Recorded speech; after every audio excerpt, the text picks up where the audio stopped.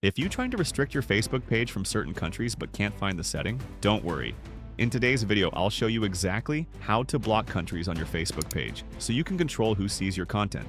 First of all, open up your Facebook application, go to your profile, then tap on these three lines here. From here, select that page on which you want to block a country. Again, go to Pages Profile. Tap on these three lines again. Settings and Privacy.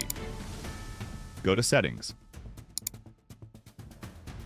Scroll down and in the Audience and Visibility section, you will find an option as Followers and Public Content. Tap on it. Scroll down and in the last you will find an option as Country Restriction. Tap on View. Go to the first option. Select Hide from certain countries. Then in the second option, search for the countries you want to hide from,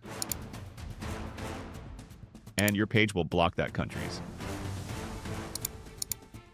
That's it for today's video. If this helps you, make sure to like the video and subscribe for more quick tutorials. Thanks for watching.